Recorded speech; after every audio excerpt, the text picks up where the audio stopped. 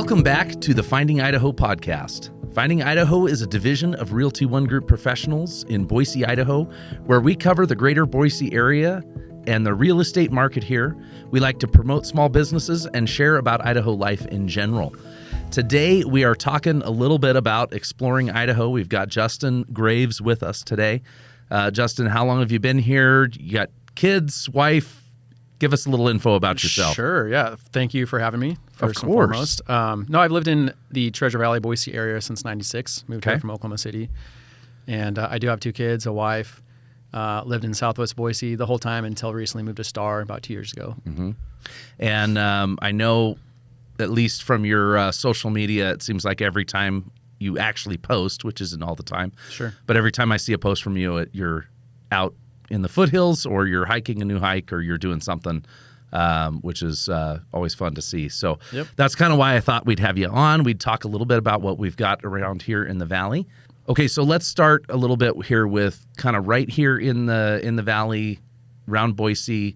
What kind of things are there to do for maybe new folks that haven't really gotten out yet? I mean, we're getting into some beautiful weather. I know the last couple of days has been a little crappy. Sure. But certainly amazing weather has been here, and it's coming back. So what are things people can do to get out just right here around Boise? Well, first off, thank you for following me on social media. That's really exciting. At least I have one follower out there. That's right. No, Idaho, as we all know, is just an outdoor state. Boise is very unique. That's why a lot of people want to move here. The area is wonderful. Nice people, beautiful area, lots of outdoor activities. I try to get out as much as possible. I work for myself. I'm self-employed now, so I have a lot more time to do that. I like to get the dogs out, the kids out, whatever, just to explore new spaces and new places. So Boise itself has a lot of cool stuff right here, which is kind of unique with the Greenbelt, Camel's Back, Table Rock, all within 20 minutes, from each other. Some things that are just right on the edge, though, of Boise, of course. Sure. With Table Rock is nice little hike. Where do you find the trailhead for Table Rock? Oh gosh, is it? I can't even remember the road to that. What is that road? So it's right by the behind the penitentiary, I believe. It is, right? I don't know what the road is. They can look it up too. Yeah, it's one of those. But yeah, it is behind the penitentiary right there. You got the rose gardens back there. It's really cool, and there's so many trailheads from that too. You can go off of and keep going, or just go up to the top of the plateau and get a good look at the valley. So I don't know if you know this or not, but the cross up at Table Rock was put in 1956. Did not know that. There's a group that paid $880, I think, to have it installed up there, and been up there ever since. It was so with inflation, what would that be today? A lot. It does seem like $880 was quite a bit back in '56. I'd still take it today. I know that's a good amount of money. I'll take it. So Greenbelt. I mean, I don't know how many miles of Greenbelt that there is in Boise, but it's a lot. I mean, we've got both sides of the river. For those of you that are not really aware, the Treasure Valley has the Boise River that kind of goes and dissects the Treasure Valley kind of southeast to northwest through the entire valley here. So, and then, of course, runs into the Snake closer to the border. So, but the Greenbelt over here in Boise and Eagle is just an awesome place to go do a little hiking. Just get out for a little bit of time, a little biking and that sort of thing. Foothills, though, right here north of Boise, right at the base. All kinds of stuff up there. You're always up there, it seems. I'm trying to be up there. That's my happy place. So what's one of your favorite things? If we're talking like I got an extra couple hours, where are you going to go to the foothills to just have maybe a little alone time, take the kids out, take the dog out, whatever? Yep. It's a funny question because there's multiple places to go to. But if you had a couple hours, Camel's Back is not a bad choice because that actually leads into other trails like Seaman's Gulch and all that stuff back there that you can just keep going.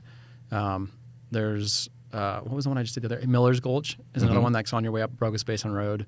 That was the first time I did that hike was a couple weeks ago. Nice. And it was a little challenging. It was more of a moderate hike. Okay. So maybe not young kids up there with you. You could, but there's some steep parts. Lots of dogs. We saw a lot of coyotes. It was pretty interesting hike. Very beautiful. It was right after, the rain happened the week before, and we went out there and it was all green, so it was really pretty. Beautiful. Anything off, there's several trails off Bogus Basin Road that I would highly recommend that are just really good hikes for Nice. family also. Sweet. Yeah.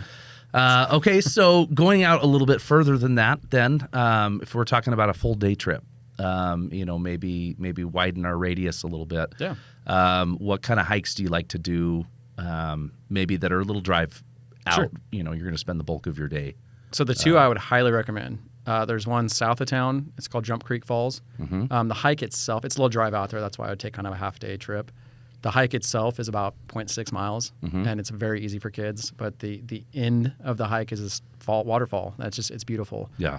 Very peaceful. It is getting busier, but they have every time I've gone, they have a little concession stand of coffee there, and so you can kind of get your trinkets there and stuff. Right. But you also have the little hike. I didn't know they had a concession stand They now. do with coffee. We haven't been out and there for a few donuts, years. Mini donuts. So you can reward yourself after the hike. So now my kids are going to hear this, and Yep. we're going to have to be out there here Jump soon. Creek Falls, kids. Tell Dad.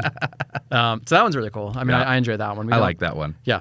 And if I was to go north of here, Blue Lake near Cascade, it used to be a secret for a long time. You drive up this kind of steep mountain road, and it's a little tiny parking area, and it's it's probably a mile and a half hike in and out. There's no loop.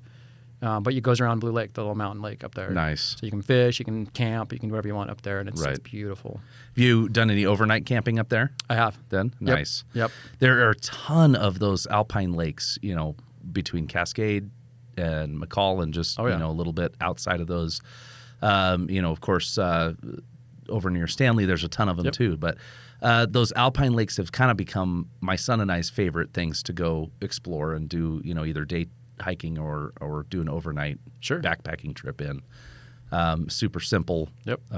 Most of them are, fairly minimal hikes. They're not too crazy, but you feel like you accomplished something when you get there. Absolutely. And of course, the bigger or the steeper the hike, there's fewer people when you get in there, which is kind of a fun benefit to a lot of those too. So absolutely, we did Louis Lake recently and did a backpacking trip up there, and just we had the entire thing to ourselves once the sun went awesome. down. Yeah. It was gorgeous. Yep. Amazing to be up there. So that's one of those things. Like the farther you go out, the less people you're going to find, which is Right. nice. But again, it gets a harder hike usually when you're going up, but which it's rewarding. depending on how much stuff you're packing in. Right. So- No, feeling that burn is a good thing. So and you get to be out in nature and see wildlife, and it's nice. It's always fun. Yep. Good. Absolutely.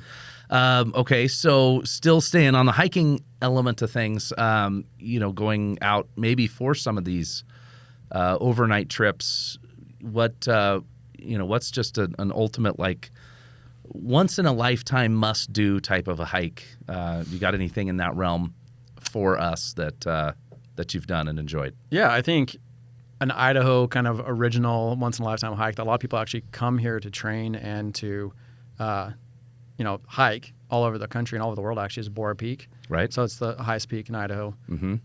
That is a very cool hike. And it's one of the highest peaks in the Northwest. I believe right, so. isn't it? In the north, yep, I believe so.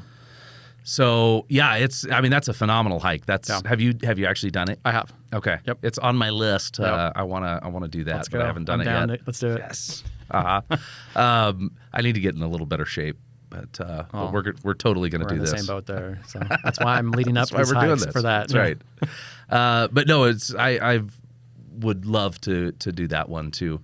Just a awesome hike. How long did it take you to do it? Well, that one we went a different way. Oh, and this is in high school, so it's been a long time. But it was an all-day hike when we started, right when the sun was coming up, and by the time I got down, it was getting late. So Yeah. but it's worth it, and you're beat afterwards. I bet. Like, it's a fun beat though. So yeah, it's a beautiful area. Pretty amazing accomplishment Absolutely. there. Yep. Any other awesome hikes in that realm before we move out of that subject? Gosh, that's the main one I can think of. There's plenty of stuff up north near Coeur d'Alene, but that's, of course, you're driving a lot farther. You're going on the Sawtooth. There's a lot of stuff over there. Right. Stanley. And, Yeah, Sawtooth. There's tons to do over there, of Yeah. course, but it certainly means you're spending the night, over that direction. So, Yep. so speaking of then, if we're talking in the camping realm, what areas have you guys found, I know for those of you listening in, we're always a little bit careful with our top secret camping places because we don't want them to be overwhelmed, and honestly, some of that too is the fun of getting to go and explore for yourself, right? To go, feel like I found this place. We have a couple of places like that for our family that we, try to keep a little bit more secretive, but it's fun because you feel like you're the one that's found it, specifically. So, but outside of that realm, what areas do you guys like to camp in? Where do you go for your family? My favorite camping is getting in a sleeping bag and going out back and get on the trampoline. And sometimes that's fun too. You don't have to go very far either. Right. The problem with that though is usually you have your neighbors and cars, and so it's not really camping. But close by, Bruno is a really cool place. Bruno Sand Dunes. They have awesome little camping areas out there.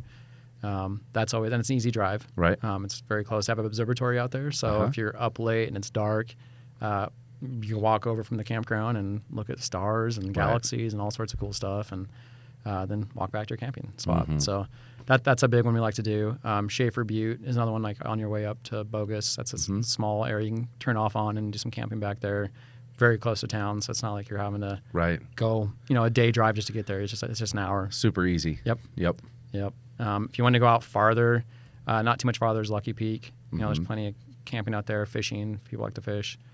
If you want to go even farther, you got Cascade, which is 2 hours north of Boise. It's getting busier. It used to be a small little sleepy town. Yeah, definitely growing and getting busier. But there's awesome camping spots up there. Before my family bought a cabin in Cascade, we'd go up there every summer just to camp and kind of scope the area out. And it's awesome. It's world class camping over there. Yeah, we've always done a lot of camping up in and around McCall. Too, and it just as a kid. It was always fairly bustling place, back in the 90s, but now it's tough sometimes. I know that's I'm going to be honest with you, but now it's hard to get around sometimes, and it does get a little bit difficult, and it's fun to start finding some new places as we go into some of the smaller towns around and get up into some of the alpine lakes. Not with the family. With the family, we like to be a little more have a little more amenities at our fingertips. But with my son and I, we typically like to do kind of an overnight backpacking, and we go in and we hammock. Oh, nice. So we don't bring a tent with us. We just bring a couple hammocks and we hang them up. Awesome. It makes it real easy too for us, and easy to pack in and pack out. Yes, exactly. And I found I sleep a lot better in a hammock than I do in a tent too. So it's a better night's sleep for me. But we did have one issue a few years back. We were up hammocking, and a big lightning storm came through. Woke me up at about 2 a.m. or something that way, and I we're getting rained on and everything, and I'm just thinking, I'm hoping this stops. I eventually get out of my hammock, and of course I'm getting wet, and I stoke the fire back up, and I need to go to the bathroom, so I kind of walk up onto the ridge and go, and I look off, and there's trees torching in the distance. Oh gosh. And when you're up there, and especially at night, it's really difficult to tell, like, is that 500 yards away, or is that 5 miles? Right. It's at night, and up there, it's really tough to tell your distances. Scary. But there were clearly trees that were torching, and got a little panicked. We ended up. I woke my son up, and we hiked down. We had about a 2.5 mile hike down to the vehicle, which was going almost toward the fire. Oh. So we got out. Making memories. We left all of our stuff up there, but the amazing thing, and this is very, very Idaho. We left a full campsite up there for what ended up being just over a month, I think. Came back up, and it had been untouched, aside from squirrels, and I think some of our stuff had been eaten through, and things like that. Wow. But my fishing pole and gear and everything. We had grabbed a few of the critical things that we needed to grab, and just got out of there. Wow. But everything else was still up there. So that's I was good. like, No, all that's- right. I mean, I can handle the wildlife, but the fires are a little bit different story. So It's like, a little scary. I don't think I want to be up there. Yeah, that's a hard one to get away from. Okay, so moving away from camping just a little bit, Idaho has just one of the most incredible, landscapes, and it comes from, we're on fault lines and we've got, all the geothermal activity that's going on. Yep. Yellowstone, obviously the bulk of it is in Wyoming, but, it kind of crosses over into eastern Idaho there. Yep. And of course up into Montana as well. But, throughout Idaho, we've just got, I don't even know how many hot springs. It's in the thousands of, hot springs that are bubbling up out of the ground. But a lot of those hot springs have been, somewhat developed at different levels. Yep. Some of them people have just kind of dug little holes alongside the river and let some cool water come in. And, it's a great place to go lay down. Some of them you have to lay down in it to get yourself wet. Some of them are deep pools, actually. So of the hot springs around, again, that's one of those things that some of us kind of keep some of them a little bit secret, but there's plenty that have been very developed and are very public too. So which ones around here do you guys like to go to, and what do you do that way? Yeah, that's one of those things we don't do enough of is the hot spring stuff. I mean, you think about let's get out and do some fun stuff. And it's good for you too. It's very good for you, and it's relaxing. It's good for your mind, body, soul. I mean, all that. So the go-to around here that's just really easy to get to is Gibbons Hot Springs. Very easy drive, really cool kind of. Again, it's getting bigger and busier, but it's very easy to get to and to use, and it's an easy day trip. If you want to go out a little bit farther, you have the Gold Fork, which is up there, like the Donley area, Cascade Donley, and up into McCall. And that one's pretty developed. There's like very developed, like pools, 3 or 4 different pools. I think they get hotter. Into each other. They're real hot to begin with, and then they get cooler as you. Yeah, and that one's cool because you have like the restrooms and changing areas and stuff. So it's all been developed quite a bit. And you do have to pay to get in that one. You do. And Gibbons, I think, right? As well. Both of them, correct. Yep. Just want to make sure we mention that, so you go with some money. Yeah, and before you go, make sure you go online and check all this stuff out, because there's always updates on if there's closures or anything like that as well. But then if you go up farther, you got Bergdorf up in McCall. I mean, there's a lot of kind of untapped ones in that area also. Right. Even over in the Garden Valley area and even farther in the Stanley and stuff, there's a lot of smaller, like kind of man-made hot springs that only the guys that made it know where it's at. But because a lot of these people, for those of you that are unaware, I mean, a lot of these people, a lot of these springs, they have just a small amount of water that is ridiculously hot, but coming out, and then they make a man-made pool that allows it to kind of catch right there and dam up, so to speak. So that we can actually get it and enjoy it, right? Lay in it. Go lay in it. A whole natural hot tub. There's actually one in Kirkham is in like outside Idaho City. That's a really cool one. That's developed. Yes. That's not as popular, but it's worth it. But that one's pretty awesome. It's amazing. Out there. My son and I were out there last year a little bit.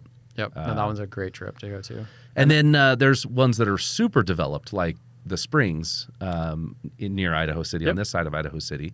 And those, for those of you that don't know, I mean, they've got couples massages you can do up there, and they've got a bunch of different hot tubs and pools and sauna and but it's all fed by the hot springs as well. But little more resort style almost destination hotspot. But a really sweet spot. And I think McCall has one that's similar to that as well. The name's escaping me right off the bat, but there's a few up in that area. But there's definitely a lot of options that way. You can go everything from hike in. That's might be, you may or may not see anybody else up there, right? If you can find them, and there's some that are obviously super developed, and obviously those ones you got to pay for. So just watch out for Bigfoot. Yes, yes. Do you think Bigfoot's real? No. Maybe. Well, I mean, in these woods, there could be anything out there. Here's what's crazy. When you think of Idaho, like, when I was growing up, Idaho is a flyover state, meaning people that don't live here, like, just fly over. You don't go there. There's nothing there. Then people started realizing, wow, there's a lot to do here. There's a lot of cool stuff, I mean, Right. especially the outdoor activities. I mean, you got everything from whitewater rafting, kayaking, to hunting, fishing, to hiking, to whatever you want, camping. It's funny, like the Frank Church Wilderness, and all the forests out here, like they're so big. There's untapped areas that no one's even been to yet. Yeah. So I mean, it's not There's that I'm a saying lot of- Bigfoot's real, but no. But I there's a agree. lot out I mean, there. it's amazing. I think people don't realize you bring up the Frank Church Wilderness area, and that's, I mean, I would be willing to bet that there's places within that area where a human foot has maybe never even touched the ground. I believe that, absolutely. Because it's so hard to get in. Yeah. And it's people don't realize the peaks and the valleys that we have here. Yep. Actually, I read somewhere that if you took Idaho and you just ironed out all of the peaks and valleys and it was completely flat, it would be bigger than the state of Texas. Wow. That's amazing. And so, I mean, it's a huge amount of space. I mean, Idaho's a large state anyway. Right. But then when you're talking about these, peaks that, I mean, here in Boise, we're at 2,600 feet of elevation or something in that realm. And then we've got these 10,000-foot peaks and, everything in between. Yeah. I mean, it's a pretty massive amount of space that's barely been touched. Absolutely. And we, hear people kind of complaining a bit about, all of the influx of people and, and I can understand the frustration sometimes because, I mean, I remember when before the connector was built and before there was hardly anything going on here, right? And like you say, it was a flyover state. Nobody had any reason to stop here. Right. But it's pretty easy as you look around to see why people want to be here, why they want to bring their families, why they want to enjoy this, because there's just so much that's here. And you go just a little ways outside of Boise and, you've got hot springs and you've got hiking and you can go skiing up in Bogus and you can, I mean, there's really anything that you can want to do outside aside from surfing, Sure. Although now we have the I was gonna Whitewater say, Park and you can kind of do go that, do that too. I'm told it's not quite the same as being on the ocean, and that's fair. debatable. But that's right. But we can go down and visit the ocean once in a while. Yeah, it's not that far. That's right. Yeah. It's not that big a deal. So, No. okay. So, anything else that you would add for people? Let's say maybe somebody that's just new to getting out and going outside. Any advice for them? Anything that you'd maybe throw out for them to be aware of? Sure. I think, I mean, the one thing that I've noticed just walking around and stuff, like, I mean, obviously be aware of the surroundings and what's around you. Yes, there's wildlife. If it's rained recently, don't go on the trails. Don't go hiking because it just ruins them. Kind of wrecks it for everybody. Wrecks it for everybody. Then they have to shut it down and fix it. And it's it could be down for a whole season. I would absolutely recommend go online and do your research. A really good resource is alltrails.com. I use that app all the time. You can actually track your hiking with that. Nice. It's pretty cool. But it has literally minute by minute updates of the people that have been on there and they're what they're saying. If there's one trailhead that's closed and there's one that's open or whatever. Nice. Camping, there's also resources for that. Forest Service has websites. Go on there. Right. But yeah, just make sure to bring water. And if you're going out and doing stuff, I mean, I've seen so many people forget their water and then have to turn around and go back. Well, and especially, I mean, for obviously this wouldn't be a beginner thing to do, but the Frank Church Wilderness area, I mean, people have died in there. Absolutely. It's called the Wilderness of No Return for a reason, Correct. right? Yeah. So be aware of those things, and you mentioned the wildlife too. I mean, right here close by, we still even have, I mean, you said you're seeing coyotes, up in the foothills and stuff, right? Just last weekend. And so be aware of that, especially if you've got a small dog that you're bringing with you. Yep. We do have mountain lions that are up there. Sure. We don't often see them. Right. Hardly But ever. they see us. But they see you.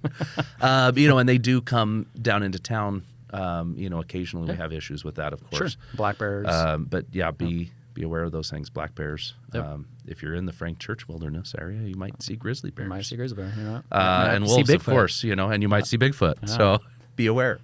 One thing too is, I hear this all the time because I bring my dog. I have a charcoal lab, and I bring him all the time, hike and let him run around. And he stirs up the coyotes like stuff because they'll see each other. But clean up after your animals. I see it all the time, and I know, like, yes, I get it, like they have to go, but that's what the little baggies are for. The state and the Parks and Rec give you bags for free. So Also, if you have to use the restroom, please remember to use the facilities. I like that. Right? You like The that? facilities. Okay. Yeah. Uh-huh. Yeah. That's my one freebie today. You I usually like have to it. pay for those. Yeah. Uh-huh. Okay, so last thing, as far as safety on the trail, things that way, do you typically take a gun with you when you're going hiking? Well, I take a gun with me Everywhere I go. you're at. It's Idaho. I mean, Idaho. That's fair. Uh-huh. But yes, I do. But would you recommend, I mean, as far as Sure. hiking is concerned, I mean, obviously people need to be comfortable Absolutely. packing and know what they're doing. Highly recommend to, be comfortable, know what you're doing, train with that. Sure.